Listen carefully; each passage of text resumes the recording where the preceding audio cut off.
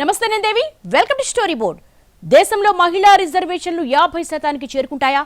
మహిళలకు అన్ని విషయాల్లో రిజర్వేషన్లు కల్పించాల్సిందేనని క్రమంగా రాజకీయ పార్టీలు ఏకాభిప్రాయానికి వస్తున్న తరుణంలో రేపో మాపో ఆకాశంలోనే కాదు అన్నింటిలోనూ సగం వాటా మహిళలకు ఖచ్చితంగా దొరుకుతుందని అనిపిస్తోంది.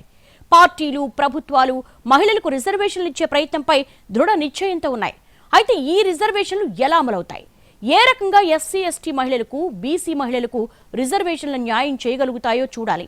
లోక్సభలో 33% రిజర్వేషన్ ఇస్తే అది రాజ్యసభలో కూడా వర్తిస్తుందా? అక్కడ కూడా మహిళలకు 33% సీట్లు ఇస్తారా? 3 దశాబ్దాల నిరీక్షణ తర్వాత మహిళా రిజర్వేషన్ బిల్లుకు మోక్షం వచ్చింది. ఇదే సమయంలో దేశవ్యాప్తంగా మహిళా రిజర్వేషన్ల అమలుపై ఏకాభిప్రాయం వ్యక్తమవుతోంది.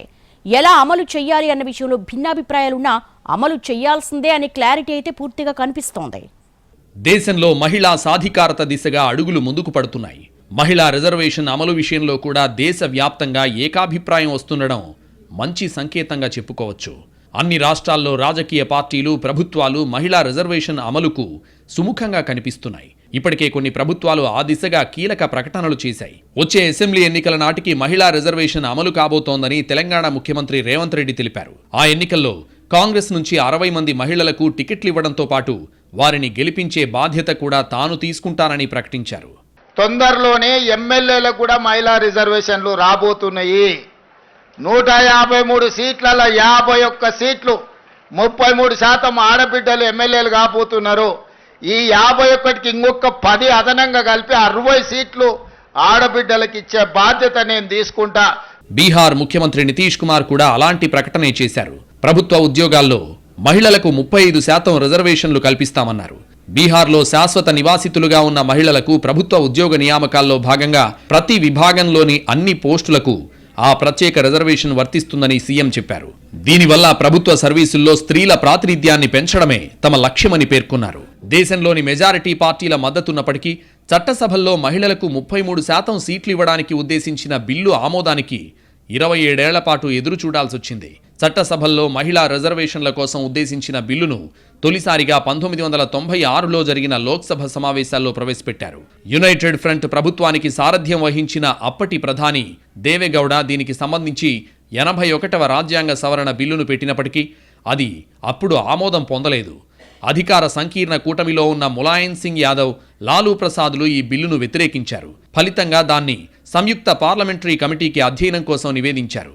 ఇక 1996 డిసెంబర్లో కమిటీ తన నివేదికను సమర్పించింది. అంతలోనే లోక్సభ రద్దవడం వల్ల ఆ బిల్లు కాస్త ఆమోదం పొందకుండానే ఆగిపోయింది. ఆ తర్వాత 1997లో గుజరాల్ ప్రభుత్వంలోనూ బిల్లు పెట్టినప్పటికీ మళ్లీ అధికార కూటమిలోని పార్టీలు అడ్డుకున్నాయి. అంతలోనే కాంగ్రెస్ మద్దతు ఉపసంహరించుకోవడం వల్ల గుజరాల్ సర్కార్ అమాంతం కూలడం, బిల్లు అటకెక్కడం ఇలా అన్నీ వెనువెంటనే జరిగిపోయాయి. దాదాపు 2 ఏళ్ల తర్వాత అటల్ బిహారీ వాజ్పేయి సారథ్యంలోని ఎన్డీఏ ప్రభుత్వం మహిళా బిల్లును లోక్సభలో పెట్టింది. కానీ ఇతర పార్టీల మద్దతుపై ఆధారపడ్డ ఈ సర్కార్ దాన్ని ఏమీ చేయలేకపోయింది. అప్పటి రైల్వే శాఖ మంత్రిగా ఉన్న నితీష్ కుమార్ స్వయంగా ఈ బిల్లును వ్యతిరేకించారు. 1999లో అన్నాడీఎంకే మద్దతు ఉపసంహరణ వల్ల వాజ్పేయి సర్కార్ పడిపోయింది. దీంతో మహిళల బిల్లు కథ కంచికి చేరింది. అయితే మళ్లీ అధికారంలోకి వచ్చిన వాజ్పేయి పట్టువదలని విక్రమార్కుడిలా బిల్లును మరోసారి చట్టసభల్లో ప్రవేశపెట్టారు. కానీ వివిధ పార్టీల్లోని ఓబీసీ నేతలు దాన్ని ముందుకు సాగనివ్వలేదు. దీంతో 2003లో మరోమారు వాజ్పేయి ప్రభుత్వం బిల్లును తీసుకొచ్చింది. కానీ చట్టం కావడానికి అవసరమైన మద్దతును మాత్రం ఆ ప్రభుత్వం సంపాదించలేకపోయింది. 2008లో మన్మోహన్ సింగ్ సారథ్యంలోని యూపీఏ సర్కార్ మహిళా బిల్లును లోక్సభలో కాకుండా రాజ్యసభలో ప్రవేశపెట్టింది. బీజేపీ, వామపక్షాలు మద్దతివ్వడం వల్ల పెద్దల సభలో ఈ బిల్లు ఆమోదానికి అవసరమైన బలం సమకూరింది. కానీ లాలూ, ములాయంలు మరోసారి అడ్డుపడటం ఆరంభించారు. ఓబీసీ, మైనారిటీ మహిళలకు ప్రత్యేకంగా సీట్లు కేటాయించాలని పట్టుబట్టారు. అంటే రిజర్వేషన్లలో రిజర్వేషన్లు కావాలని వారి ఉద్దేశం. ప్రస్తుత బిల్లు నా శవం మీదుగానే ఆమోదం పొందాల్సి ఉంటుందంటూ లాలూ హెచ్చరికలు జారీ చేశారు. 2008 మేలో ఈ బిల్లును స్టాండింగ్ కమిటీకి పంపించారు. సోనియా గాంధీ, బృందా కారత్, సుష్మా స్వరాజ్ ఈ ముగ్గురు కలిసి పార్టీలకు అతీతంగా యాదవ్ నేతల ద్వయాన్ని బలంగా అడ్డుకోవడంతో 2010 మార్చి 9న అనూహ్యంగా ఈ బిల్లును రాజ్యసభ 186 ఓట్ల తేడాతో ఆమోదించింది. అలా కాంగ్రెస్, వామపక్షాలు, బీజేపీ కలిసి నడిచిన అరుదైన సందర్భాన్ని అప్పటి సభ చూసింది. కానీ లోక్సభలో బిల్లు చర్చకు మాత్రం రాలేదు. 2014లో సభ గడువు ముగియడంతో అది పనికి రాకుండానే పోయింది. 1987లో రాజీవ్ గాంధీ సర్కార్ దేశంలో మహిళల స్థితిగతులను దృష్టిలో ఉంచుకుని అప్పటి కేంద్ర మంత్రి మార్గరెట్ ఆల్వా సారథ్యంలో ఓ కమిటీని ఏర్పాటు చేసింది. ఆ కమిటీ మహిళలకు జాతీయ విధానం అంటూ ఓ నివేదికను సమర్పించింది. అందులో 353 సిఫార్సులున్నాయి. వాటిలో ఉమ్మడి పౌరస్మృతి అమలుతో పాటు మహిళలకు ఆస్తి హక్కు, చట్టసభల్లో కొన్ని సీట్లు కేటాయించాలని అందులో సూచించారు. పంచాయతీలు, నగరపాలికల్లో మహిళలకు 33% రిజర్వేషన్లకు ఉద్దేశించి 1989లో రాజ్యసభ సవరణ బిల్లుల్ని ప్రవేశపెట్టారు. అయితే లోక్సభలో ఆమోదించినప్పటికీ రాజ్యసభలో రాజీవ్ సర్కార్ విఫలమైంది. కానీ పివి నరసింహారావు ప్రధానిగా ఉన్న సమయంలో ఆ బిల్లుల్ని 1993లో మళ్లీ ప్రవేశపెట్టి ఆమోదం పొందారు. అవి చట్టాలుగా మారి ప్రస్తుత స్థానిక సంస్థల్లో 40% పైగా మహిళలకు ప్రాతినిధ్యం లభిస్తోంది. భారత్లో స్వాతంత్రానికి ముందు నుంచే చట్టసభల్లో మహిళలకు రిజర్వేషన్లుండేవి. బ్రిటిష్ ప్రభుత్వ హయాంలో 1935 చట్టం రాష్ట్రాల చట్టసభల్లో 41 సీట్లు, సెంట్రల్ లెజిస్లేచర్లో పరిమిత సీట్లను మతాల వారీగా మహిళలకు కేటాయించింది. అది వివాహితలకు మాత్రమే అవకాశం ఇచ్చారు. ఇది మహిళలపై ప్రేమతో, గౌరవంతో ఇచ్చిందేమీ కాదు. విభజించు పాలించు సూత్రంలో భాగంగా స్వాతంత్ర ఉద్యమం నుంచి మహిళలను దూరం చేసేందుకు ఆంగ్లేయులు వేసిన ఎత్తుగడ. దేశంలోని మహిళలందరికీ ఓటు హక్కు ఇవ్వడానికి కూడా అంగీకరించని ఆంగ్లేయులు చట్టసభల్లో సీట్లు ఇవ్వడం వెనుక ఉన్న ఉద్దేశం అదే. అందుకే ఆఖరికి మహిళా సంఘాలే ఈ రిజర్వేషన్లు తమకు వద్దని నినదించాయి. రాజ్యాంగ సభలోనూ ఈ అంశం చర్చకొచ్చింది. అయితే అందరికీ ఓటు హక్కు కల్పిస్తున్నాం కాబట్టి అవకాశాలు వస్తాయనే ఉద్దేశంతో చట్టసభల్లో మహిళలకు ప్రత్యేక సీట్లు ఇవ్వాల్సిన అవసరం లేదని రాజ్యాంగ నిర్మాణ సభ భావించింది. భారత మహిళలకు సమానత్వం కావాలి తప్ప రిజర్వేషన్లు కాదంటూ పూర్ణిమా బెనర్జీ, సరోజినీ నాయుడు, రేణుకా రేలు రాజ్యాంగ సభలో వాదించారు. అందుకే 1935 చట్టంలో ఉన్న అనేక అంశాలు స్వాతంత్ర అనంతరం రాజ్యాంగంలో భాగమైన మహిళలకు చట్టసభల్లో రిజర్వేషన్లను తొలగించారు. ఎట్టకేలకు 2023 సెప్టెంబర్లో పార్లమెంటు ఉభయ సభల్లోనూ మహిళా రిజర్వేషన్ బిల్లు ఆమోదం పొందడంతో దాదాపు 3 దశాబ్దాల నిరీక్షణకు తెరపడినట్టయింది. 2023లో భారత పార్లమెంట్లో మహిళలకి 1/3 రిజర్వేషన్ కల్పిస్తూ చట్టం చేయబడింది. ఇది ఆనాడు అన్ని పార్టీలు ఆమోదించాయి. ఈ చట్టం అనేటటువంటిది ఒక సానుకూలమైనటువంటిది. దీన్ని అందరూ కూడా ఆహ్వానించారు. రాజకీయ పార్టీలు, అన్ని మహిళా సంఘాలు, అన్ని సంస్థలు కూడా సమాన హక్కుల్ని కోరేటటువంటి సంస్థలన్నీ. ఇక ఇప్పుడు రిజర్వేషన్ల అమలుపై చర్చలు ఊపందుకున్నాయి. మహిళా రిజర్వేషన్స్ పూర్తి చెడకుండా తాము అమలు చేసి చూపిస్తామని రాజకీయ పార్టీలు ప్రత్యర్థులకు సవాళ్లు విసురుతున్నాయి. మొత్తం మీద 2029 ఎన్నికల నుంచి మహిళా రిజర్వేషన్లు అమలవుతాయని తేలడంతో ఇప్పుడు ఏ పార్టీ ఎన్ని సీట్లు కేటాయిస్తుందనేది చూడాల్సి ఉంది. భారత్ ప్రపంచంలోనే అతిపెద్ద ప్రజాస్వామ్య దేశం. మహిళా సాధికారత దిశగా గణనీయమైన పురోగతిని సాధిస్తోంది. భారతీయ మహిళలు దేశాభివృద్ధిలో కీలక పాత్ర పోషిస్తున్నారు. విద్య, రాజకీయాలు, వ్యాపారం, క్రీడలు, కళలు ఇలా అన్ని రంగాల్లోనూ మహిళలు తమదైన ముద్ర వేస్తున్నారు. దేశమంతా ఎదురుచూస్తున్న మహిళా రిజర్వేషన్ను 2029 లోక్సభ ఎన్నికల నుంచి అమల్లోకి తెచ్చే ప్రణాళికను కేంద్రం సిద్ధం చేస్తోంది. ఆ ప్రక్రియలో భాగంగానే నారీ శక్తి వందన్ అధినియం పేరిట మహిళలకు 33% కోటా కల్పించారు. మహిళా రిజర్వేషన్ చట్టం అమల్లోకొచ్చాక జరిగే తొలి జనాభా లెక్కల ఆధారంగా నియోజకవర్గాల పునర్విభజన చేపట్టాలని చట్టంలో పేర్కొన్నారు. 2029 సార్వత్రిక ఎన్నికల్లో మహిళా రిజర్వేషన్ అమలవుతుందని కేంద్ర హోంమంత్రి అమిత్ షా తెలిపారు. కేంద్ర రాష్ట్ర ప్రభుత్వాలు మహిళా సాధికారతను ప్రోత్సహించడానికి అనేక కార్యక్రమాలను చేపట్టాయి. బేటీ బచావో, బేటీ పడావో వంటి పథకాలు బాలికా విద్యను ప్రోత్సహించడమే కాకుండా లింగ వివక్షను తగ్గించడానికి కృషి చేస్తున్నాయి. మహిళా రిజర్వేషన్ బిల్లు ద్వారా చట్టసభల్లో మహిళలకు 33% రిజర్వేషన్లు కల్పించడం ద్వారా రాజకీయ రంగంలో మహిళల భాగస్వామ్యాన్ని పెంచాలనే లక్ష్యం నిర్దేశించుకున్నారు. విద్య మహిళా సాధికారతకు పునాది.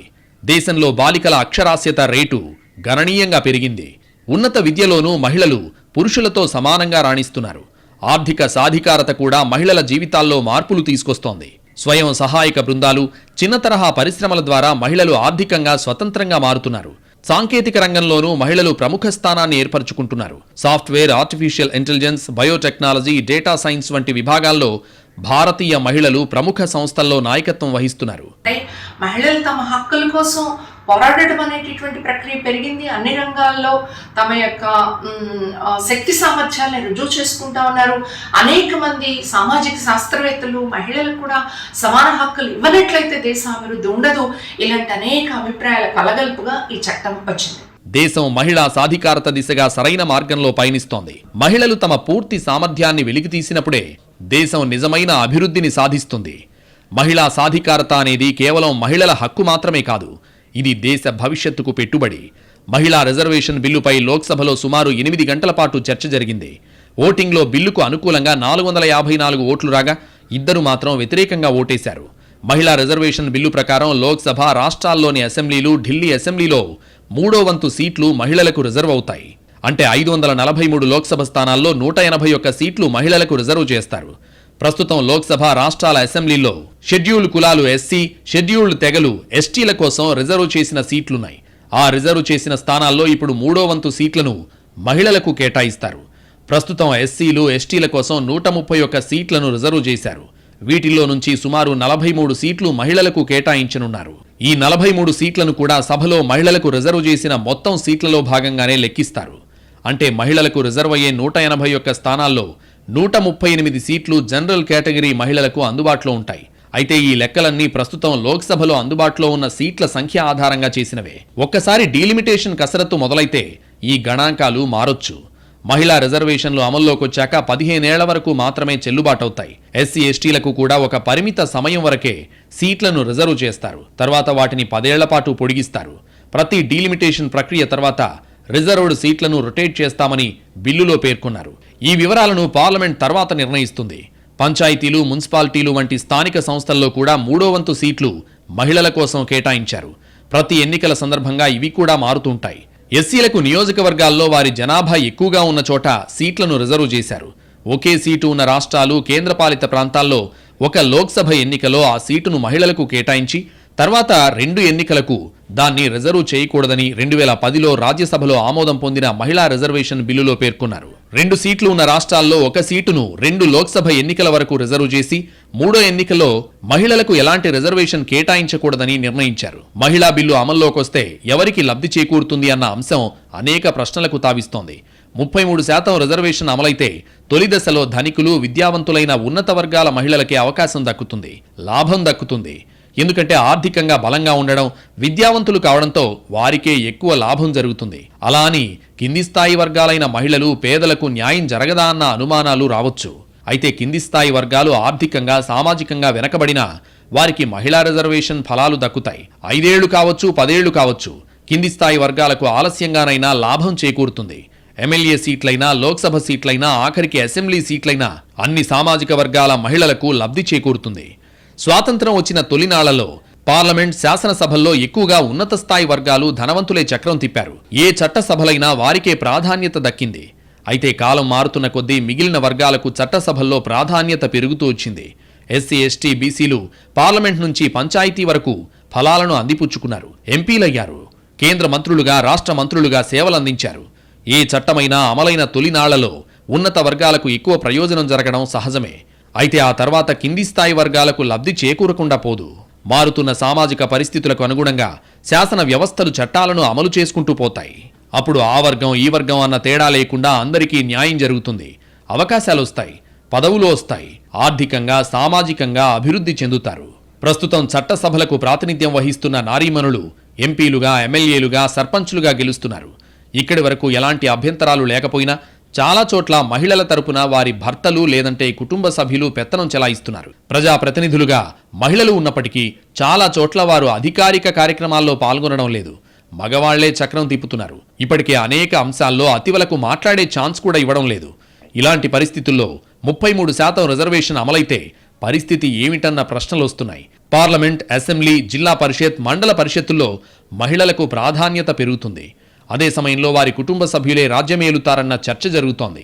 రాజకీయ నాయకుల కుటుంబాల నుంచే మహిళలు ఎన్నికల్లో నిలబడితే మహిళల అభ్యున్నతి కోసం తెచ్చిన రిజర్వేషన్ లక్ష్యం నెరవేరదనే అభిప్రాయాలు లేకపోలేదు. రాజకీయ నేపథ్యం లేని కుటుంబాల నుంచి వచ్చే మహిళలను ఎన్నికల్లో పోటీకి ప్రోత్సహించే నిబంధన లేకపోతే మహిళా రిజర్వేషన్ ప్రయోజనం దెబ్బతింటుందని నిపుణులు అభిప్రాయపడుతున్నారు. ఇప్పుడు ఏమంటున్నారు, రాజ్యసభ సీట్లలోనూ అలాగే మరి ఎమ్మెల్సీ మండలిలోనూ ఈ రిజర్వేషన్ వర్తించదు అని చెప్తున్నారు. ఈ 2 కాకుండా కేవలం ఎమ్మెల్యే ఎలక్షన్స్కి, పార్లమెంటరీ ఎలక్షన్స్కి మాత్రమే ఈ రిజర్వేషన్ ఎందువల్ల అనేది అర్థం కాదు. మరి రిజర్వేషన్స్ని కేటాయించిన తర్వాత రాజ్యాధికారంలో మహిళల పాత్ర పెరగాల్సిన అవసరం ఆవశ్యకత మనకు కనపడుతుంది. అట్లాంటప్పుడు మహిళల ప్రాతినిధ్యాన్ని పెంచడం అన్నది జస్ట్ లైక్ దట్ చేసేయవచ్చు. చట్టసభల్లో మహిళలకు ప్రాధాన్యం పెరిగితే అన్ని వర్గాలకు రిజర్వేషన్ ఫలాలు దక్కుతాయి. అందరికీ చట్టసభల్లో అడుగుపెట్టే అవకాశాలు వస్తాయి. ఎస్సీలు, ఎస్టీలు, బీసీలు ఇలా ఎవరైనా సరే 33% రిజర్వేషన్తో న్యాయం జరుగుతుందని నిపుణులు అభిప్రాయపడుతున్నారు.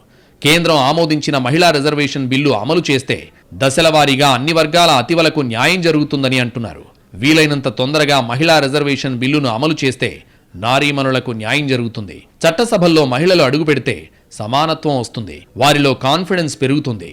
సమస్యలను అర్థం చేసుకుని ప్రజా సమస్యలపై పోరాటం చేసే అవకాశం దక్కుతుంది. మహిళా రిజర్వేషన్ బిల్లుకు ఆమోదం మహిళలకు కొత్త శక్తినిచ్చింది. మంచో చెడో ముందు మహిళా రిజర్వేషన్లు ఏదోలా అమల్లోకొస్తే ఆ తర్వాత పరిస్థితుల్ని బట్టి మరింత మెరుగ్గా అమలు చేయడానికి కొత్త నిబంధనలు తీసుకొచ్చే వీలుంటుంది. కానీ అసలు రిజర్వేషన్ అమలు కాకముందే కీడును శంకించాల్సిన పనిలేదనే వాదన కూడా గట్టిగా వినిపిస్తోంది. ఆలస్యమైన ఏకాభిప్రాయంతో అమలు కాబోతున్న మహిళా రిజర్వేషన్ మహిళలందరికీ సమాన అవకాశాలు కల్పిస్తుందనే అభిప్రాయాలు వ్యక్తమవుతున్నాయి. చాలా రంగాల్లో మహిళలు తమ శక్తియుక్తులతో తెలివితేటలతో అందరంత ఎత్తుకెదుగుతున్నారు. పురుషులకు ధీటుగా తమకంటూ ప్రత్యేక గుర్తింపు సంపాదించుకుంటున్నారు. అయితే మిగతా రంగాల పరిస్థితి ఎలా ఉన్నా దేశ రాజకీయాల్లో మాత్రం మహిళల పాత్ర తక్కువనే చెప్పాలి. ఈ అసమానతల్ని దూరం చేయడానికి రూపొందించిందే మహిళా రిజర్వేషన్ బిల్లు.